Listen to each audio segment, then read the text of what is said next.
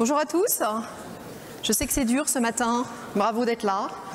Je sais que vous avez fait la fête et ça fait partie de Paris Math aussi, du rendez-vous Paris Math.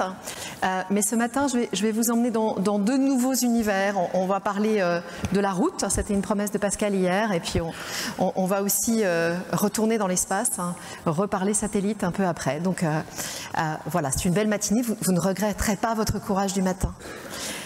Donc pour commencer, une table ronde comme je disais sur la route, on va parler très concrètement du vol des marchandises transportées par voie terrestre en Europe.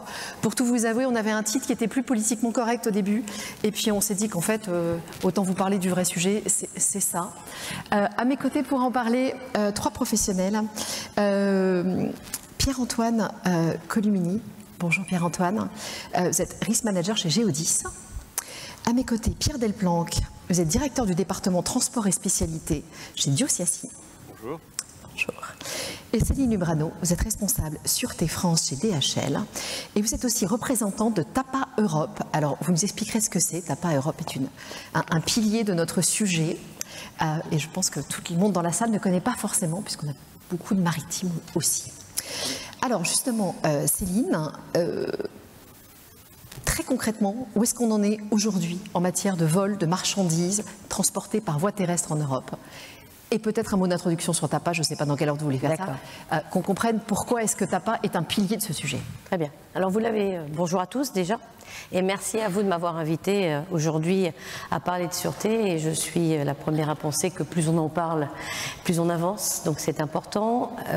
Pourquoi aujourd'hui je suis là? Bien parce que déjà je suis responsable sûreté chez DHL Global Forwarding et que j'ai une expérience de plus de 23 ans, je pense aussi, mais surtout pour le fait que je sois la correspondante, en tous les cas la représentante, ce qu'ils appellent le lead country pour TAPA, qui est une association qui a but lucratif et qui permet aujourd'hui de lutter depuis déjà 1997, lutter efficacement contre la criminalité dans le cadre de la chaîne logistique. Il faut savoir que cette association a vu le jour lorsque les chargeurs j'allais dire, on ne pouvait plus de se faire voler, hein, c'est un peu le vif du sujet.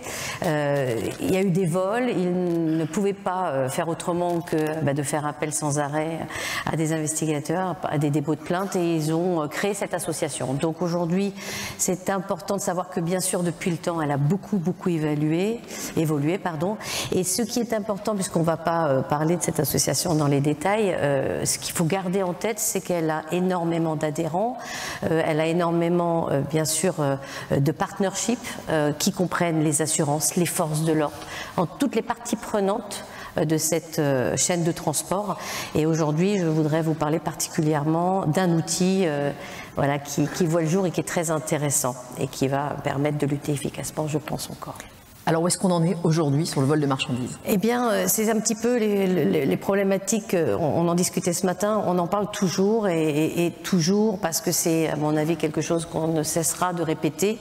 Il y aura toujours des malhonnêtes, il y aura toujours des crimes puisqu'on travaille de plus en plus et de plus en plus souvent et on transporte de plus en plus de marchandises hypersensible. Il faut savoir que on est un peu le maillon faible, si je peux me permettre, c'est-à-dire qu'aujourd'hui on est un peu le résultat de toutes ces mesures de sécurisation qui ont été mises dans les années 80 où lorsque les banques se faisaient voler, lorsque les fourgons blindés étaient attaqués, des mesures ont été mises en place, ça a déplacé le phénomène sur le transport et vous le savez, on transporte énormément de fret puisque tout ce qui va être à un moment donné sollicité par un client bien va être envoyé, va être expédié pour pouvoir être livré à ses clients, et ce qui veut dire qu'on transporte du fret sensible de haute valeur dans des circonstances parfois un peu insuffisantes, en tous les cas à risque. Est-ce qu'on peut estimer le montant des marchandises volées en Europe?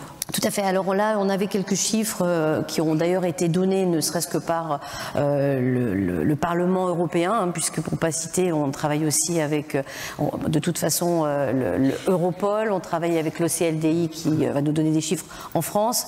On peut estimer qu'on a à peu près, on a eu en tous les cas par an plus de 8,2 milliards d'euros de pertes de marchandises volées. Et il faut savoir que sur plus de ces 8 milliards de marchandises. On parle de 2,2 milliards d'euros de marchandises volées en Allemagne.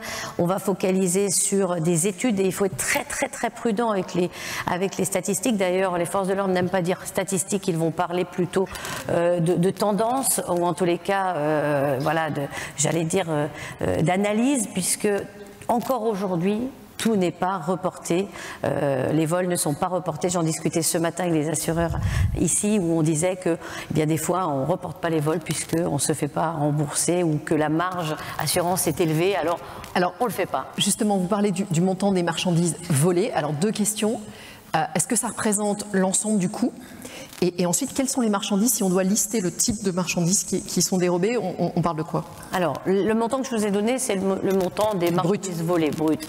Pour autant, on est d'accord que le montant qui nous est donné est celui souvent qui n'est pas, enfin, c'est pas le montant de la revente. Donc, il faut compter x5, x7 des fois en plus. Et il faut savoir que si on peut passer, j'avais une petite diapo. Aujourd'hui, c'est très très clair. Les marchandises qui sont les plus touchées, vous les voyez derrière vous, derrière moi, oui. Devant vous. Eh bien, ce sont les marchandises qu'on peut transporter. Et autant vous dire qu'il y a tout style de marchandises. Pour ceux qui ne peuvent pas tout lire, donc de la nourriture, des produits pharmaceutiques, du métal, des jeux, tout, en fait tout. Du tabac, donc tout ce qui peut être vendu, tout ce qui peut être transporté. Et pour une petite anecdote, quand on me demande mais quel est le type de marchandises sensibles que tu nous préconises de sécuriser, je réponds la sensibilité des produits est propre à chacun. C'est-à-dire que quelque part pour moi aujourd'hui ça va être des cigarettes et peut-être pour notre client qui expédie peut-être des câbles, ça va être très important parce que ce câblage est très sensible, qu'il n'en a pas en stock, qu'il faudrait un temps fou pour pouvoir le réexpédier. Donc attention, voilà, on est vraiment la cible de tout. Et pour vous donner un ordre d'idée, on a estimé que les valeurs qui pouvaient être chargées dans des camions pouvaient aller jusqu'à 50 millions d'euros. La question qu'on peut se poser, c'est est-ce que vraiment on est équipé pour faire face à un vol de ce type de montant et de ce type de produit. Donc vous voyez un petit peu ce qu'il en est des produits. Voilà. Ensuite, on parlera bien sûr, mais ça je pense que vous le verrez après, on parlera autrement et encore plus important, l'éthique, j'allais dire, quand vous vous faites voler à un moment donné, la réputation est importante aussi, ce n'est pas que le vol, j'allais vous dire qu'à un moment donné, pensons aussi à la sécurité des chauffeurs, etc., etc. On reviendra sur toutes ces conséquences. Peut-être, je crois que vous aviez une autre slide très rapidement. Alors là, c'était pour vous montrer un petit peu et discuter avec vous juste, et on aura l'occasion d'en reparler si vous le souhaitez.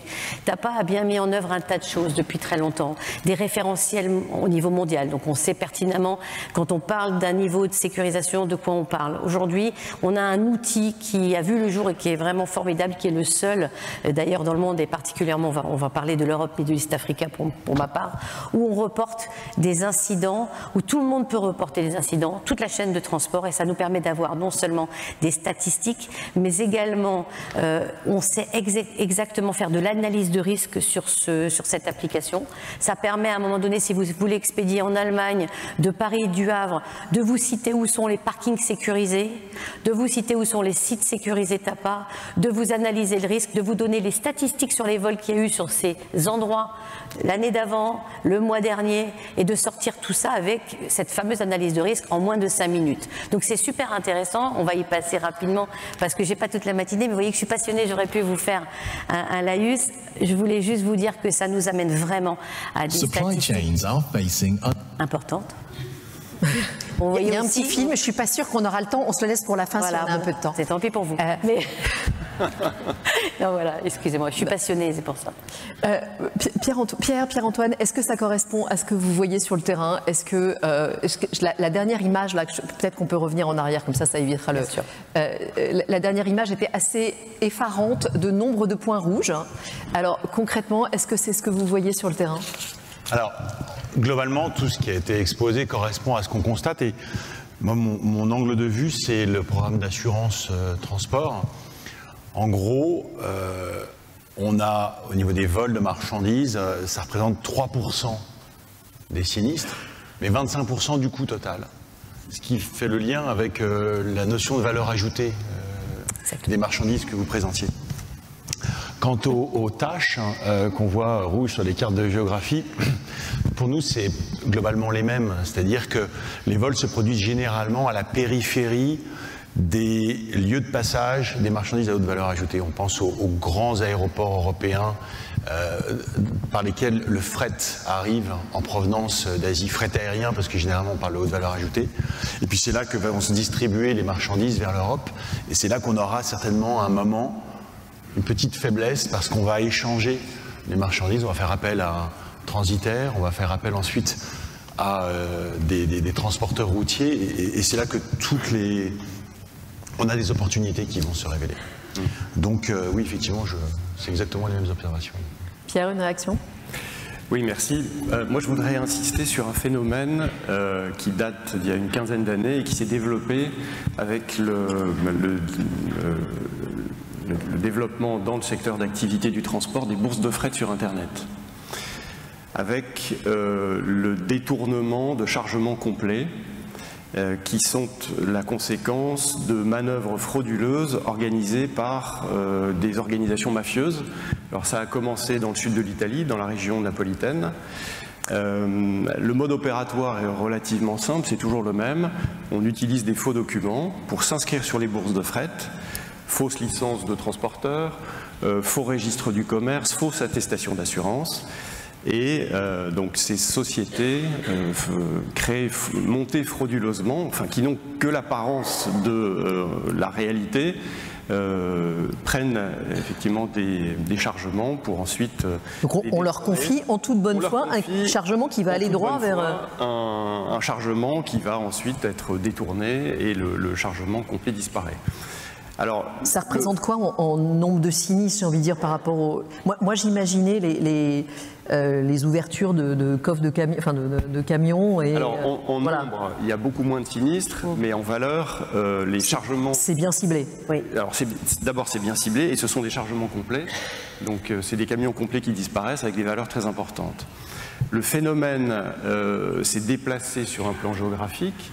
La police italienne et les enquêteurs ont fait leur travail, ont mis en place un certain nombre de mesures de protection, de prévention, et le phénomène s'est déplacé en Europe de l'Est, Hongrie, Roumanie, Serbie et maintenant Pologne, avec également une sophistication, c'est-à-dire que maintenant il y a des vraies sociétés qui se créent par d'autres organisations mafieuses.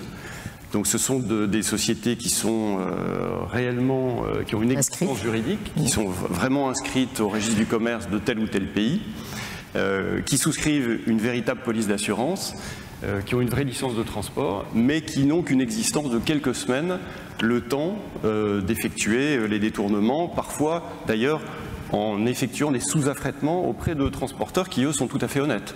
Mais au dernier moment, on va leur demander de changer la destination du transport et la marchandise disparaît.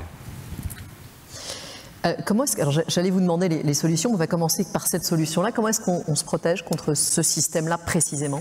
Alors, effectivement, c'est compliqué. D'abord, il faut bien choisir la bourse de fret sur laquelle on va échanger ces informations et on va échanger ces opérations de transport. Et les deux principales solutions pour éviter de tomber dans le piège, c'est de vérifier les numéros de TVA intracommunautaires, donc sur le site de l'Union européenne, et éviter d'affréter des sociétés qui sont enregistrées depuis moins de 6 mois sur ces bourses de fret. Voilà, ça c'est vraiment les deux précautions à prendre, parce que sinon il est très compliqué de pouvoir les identifier. J'ai une question de particulier, c'est-à-dire que on sait que quand c'est nettement moins cher que le reste, il faut avoir un doute sur Internet. Est-ce que la question est la même Là, c'est un sujet qui concerne les professionnels. Je ne suis pas certain que le... C'est même pas forcément moins cher. C'est même pas forcément moins cher. C'est-à-dire que ça correspond à un besoin que l'entreprise a d'expédier une marchandise dans un délai limité sur telle destination. Et donc, voilà, elle a besoin d'utiliser un transporteur dans un laps de temps limité et dans des conditions prédéterminées. Et naturellement, ces organisations observent ce qui se passe sur les bourses de fret et se positionnent là où c'est intéressant. Et en termes de marchandises, Ce qu'on observe, c'est que ces organisations se positionnent sur des types de marchandises qui sont faciles à écouler, donc tout ce qui est agroalimentaire parce qu'il n'y a pas de traçabilité, et on note également beaucoup de détournements dans le secteur des pièces détachées automobiles parce qu'il y a un énorme marché derrière. Vous avez cité un certain nombre de pays, Céline, vous avez parlé de l'Allemagne aussi, alors j'ai envie de vous... Peut-être question un peu égocentrique, mais la France se situe comment dans cette carte? Enfin, on voit les points rouges, mais au-delà, ça veut dire que vous avez parlé aussi du déplacement de cette criminalité. Aujourd'hui, pour travailler avec l'OCLDI et les offices qui permettent d'avoir un petit peu d'éléments et de recul sur les chiffres, on est à 85% de crimes causés sur la route en fait. Donc aujourd'hui 80%, à peu près 80-85% concernent des vols lorsqu'on transporte en pré ou post-acheminement des marchandises. Par rapport à l'ensemble des vols, ça va se passer sur la route plutôt que dans un entrepôt. C'est ça. Donc on est plus mauvais que d'autres pays? Non, pas sur cette statistique-là, mais on vole plus en France qu'ailleurs, non? Non, mais il faut être très très prudent parce qu'on ne sait que ce qu'on nous reporte aujourd'hui. Et donc c'est un peu l'effet qui se coule, c'est-à-dire qu'aujourd'hui, par exemple, l'Angleterre, sur les statistiques, apparaît comme un pays à risque, alors que pour autant, on a surtout une super collaboration avec les autorités compétentes qui relatent tous les faits. Et ça, c'est important. Donc il faut garder en mémoire qu'aujourd'hui, on peut avoir une idée, ça n'en fait pas une source sûre. Et ce qu'il faut dire, c'est que ce qui arrive aujourd'hui en France peut arriver demain. Et on parlera de cross-boarding aussi. C'est qu'à un moment donné, le fret qui part de France va être volé en Allemagne, en Belgique et vice-versa. C'est vraiment européen, enfin à l'échelle européenne, qu'il faut y réfléchir. Exactement. Alors justement, en termes de solutions, qu'est-ce qu'on peut faire? Qu'est-ce que vous faites concrètement chez vous? Alors, en fait, chez nous, bien sûr, il y a une direction sécurité groupe dont la principale préoccupation, c'est la protection des personnes. Donc, il va y avoir des formations qui vont être dispensées, qui vont être anticiper, voir venir les situations de danger, interagir avec les personnes, désamorcer la violence. Parce qu'en fait, on va distinguer deux types de professionnels. On essaie aussi de comprendre à qui on a affaire. Deux types de professionnels, pardon. Deux types de malfaiteurs. Ils sont professionnels dans leurs méfaits. Non professionnels et les vrais professionnels. Les opportunistes sont ceux qui inquiètent le plus parce que ils ont eu de l'information par quelqu'un, parfois en interne, et ils sont plus stressés. Donc c'est moins réfléchi et ce qui peut les conduire à être plus dangereux. Les professionnels, finalement, ça fait un petit peu référence à ce que disait tout à l'heure Pierre Delplanque, ont une idée d'une sorte de cartographie, de géographie des passages. Et bien sûr, ça peut mal finir, mais bon, on va dire qu'on est sur quelque chose de plus réfléchi qui, généralement, d'ailleurs, finit mieux en termes de sécurité, enfin de succès du vol. Donc déjà connaître tout ça. Ensuite, on a parlé de prévention, la sécurité des personnes. L'idée pour nous, c'est bien sûr, vous parliez de réputation tout à l'heure, préserver notre réputation aussi après les personnes, auprès des clients, parce que quand on a des clients prestigieux ou qui nous confient des marchandises à haute valeur ajoutée, alors d'une part, ils ont des cahiers des charges exigeants. Et ces cahiers des charges, ils vont en vérifier l'application, ils vont faire comme des inspections ou des audits de nos solutions. Donc il faut être tout le temps, j'espère que le micro fonctionne, conforme au cahier des charges, et les cahiers des charges sont tellement exigeants que voilà, on a toutes les solutions de prévention dedans. Et puis, indépendamment de ce que vont faire les clients, il y a aussi ce que nous on va mettre en place comme bonne pratique. Je ne vais certainement pas vous assommer en vous énumérant la liste des mesures de prévention. Puis une fois que ça a eu lieu, il y a la collaboration aussi avec les autorités. Parce qu'on parlait de réputation, et la réputation, c'est la réputation aussi des pays. Finalement, chez Geodis, comme dans les grandes sociétés de transport, je vous parlais de points d'entrée et de fret aérien. Finalement, il va y avoir des opportunités qui vont se nouer beaucoup autour des grands nœuds aériens. Puis ensuite, tout ça va se diluer. C'est pour ça qu'en fait, on parlait de géographie. Nous, la France, c'est important parce que c'est un pays important pour nous, donc on va avoir des vols. Mais finalement, les gros vols, ils sont plutôt presque juste après l'atterrissage. Oui, ce que vous disiez sur le fret aérien, bien sûr. Là où il y a une concentration pure sud, tout va se diluer comme un réseau fluvial. Et en fait, à chaque point, et notamment là où il y a des importants sujets de fret, et je parle des Pays-Bas par exemple, la police néerlandaise est sensible au fait à la réputation de son grand aéroport. Parce que quelque part, Amsterdam, il y a d'autres solutions. On peut peut-être aller sur Liège, c'est peut-être un peu plus petit, mais voilà, il y a de la concurrence. Il faut protéger Schiphol. Donc voilà, c'est collaborer aussi avec toutes ces autorités-là. Donc voilà un petit peu ce qu'on met en place. Personne, réputation et les marchandises, mais d'abord c'est la réputation. Pierre, il y a énormément de sinistres qui sont payés. Et qu'est-ce que vous préconisez, qu'est-ce que demandent les assureurs pour que, en termes de prévention, on baisse le coût? Alors, il y a un gros travail d'analyse qui est fait a posteriori. Et c'est vrai que les assureurs et les courtiers ont un poste d'observation à grande échelle. La coopération avec les autorités de police est très importante, mais elle n'est pas toujours facile à mettre en œuvre parce qu'on est souvent sur des opérations qui couvrent plusieurs pays. Donc la collaboration est pas évidente à mettre en œuvre parce que quand il faut déposer une plainte dans plusieurs pays, c'est plus compliqué.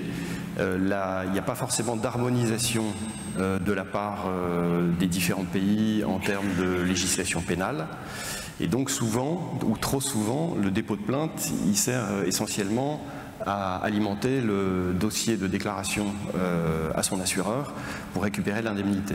Donc c'est pas suffisant, il faut encourager la coopération tripartite, assureur, assuré, force de police, et il ne faut pas hésiter, lorsque un sinistre est déclaré, qu'un expert est nommé, à rajouter dans l'équipe un enquêteur privé, et il en existe un certain nombre qui ont développé une réelle expertise dans ce domaine et qui ont des réseaux d'information un peu partout en Europe.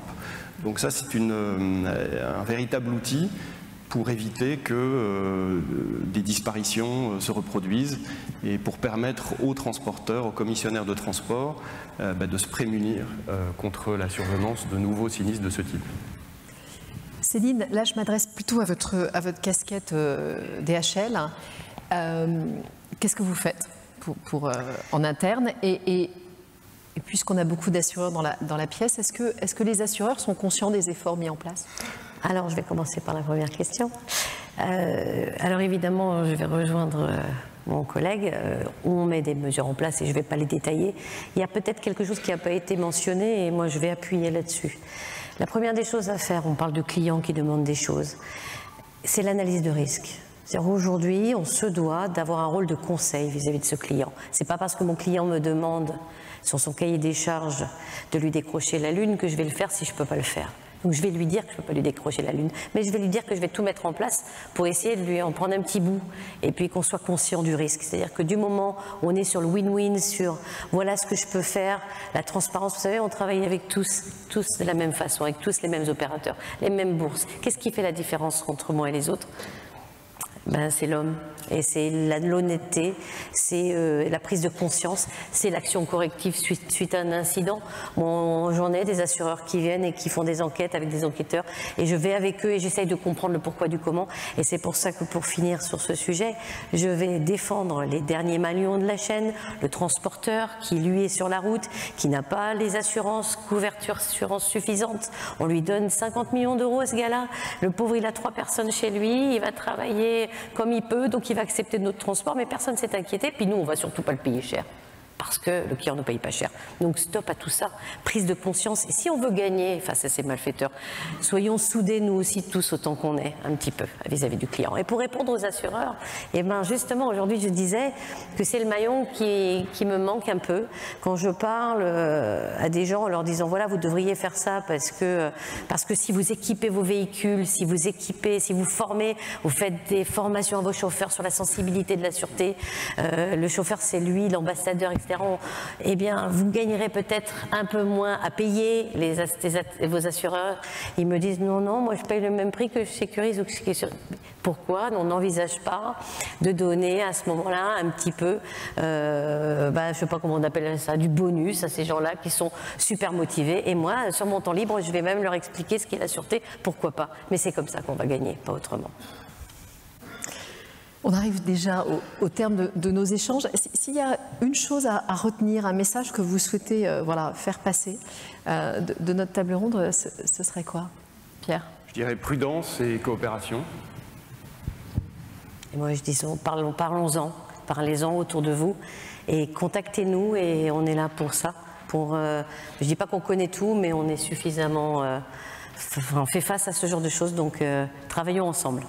Et inscrivez-vous chez TAPA, c'est ça? Et inscrivez-vous et soyez adhérents. Et pour les assureurs d'ailleurs, ou comme pour les forces de l'ordre, c'est quelque chose qui peut être gratuit, qui est dans l'ordre du partenariat. Ça ne coûte rien, n'ayez pas peur de reporter des incidents. C'est anonyme, on en a tous des incidents. C'est pas grave, du moment qu'on réagit. Pierre-Antoine. Clairement, le message aux assureurs, c'est que la vocation n'est pas d'utiliser le programme d'assurance pour indemniser les sinistres, c'est justement tout faire pour ne pas en arriver là. Donc effectivement, il y a énormément de travail en amont qui est mis en œuvre, ne serait-ce que parce que commercialement, on a une réputation à défendre. Ce que j'allais dire, quand on a préparé, le mot qui revenait le plus, c'était le mot réputation. Et là, finalement, on s'est presque éloigné de ce sujet-là. Donc, je vous redonne... On s'en est éloigné parce qu'effectivement, en plus, moi, je me suis rendu compte que quand on avait préparé, je voulais quand même mettre un message sur la sécurité de nos personnes. Mais ici, on parle de marchandises transportées. Donc, mais j'ai tenu quand même à le dire. Mais effectivement, la réputation, parce qu'in fine, le vol d'une marchandise, ça va nécessiter chez le client, ça va générer une interrogation, ça peut un examen un peu de ce qui s'est passé. De toute façon, ça va être une pression commerciale parce qu'il va nous demander une indemnisation très très rapide, qui est beaucoup plus dont le timing n'est pas du tout le même que celui de la gestion d'un sinistre. Donc, de toute façon, pour nous, ça peut être un sujet. Donc il faut absolument qu'on évite tout cela. Et parce que voilà, il y aura véritablement, s'il y a une répétition des scénarios, d'une part les assureurs vont commencer à se poser des questions, mais accessoirement nos clients. Merci beaucoup à tous les trois. Merci beaucoup. Merci.